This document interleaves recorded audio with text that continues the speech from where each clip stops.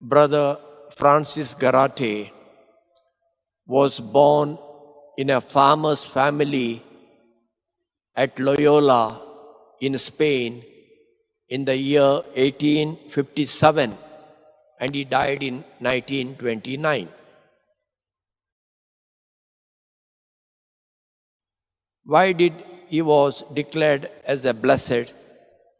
What great things has he done?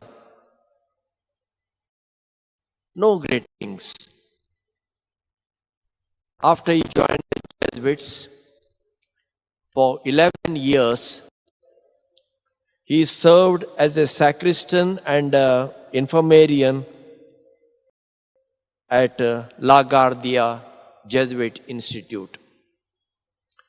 Then for the rest of his life, 41 years, he was the doorkeeper at the Jesuit University at Deusto.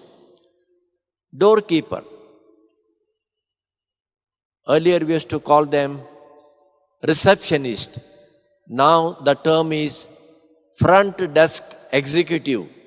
Big term. Work is the same. He was the doorkeeper, sitting there with his rosary. All the people have to pass through him. Students came, professors came, visitors came, parents came, priests came. Everybody must first meet him and then he will direct them how to go.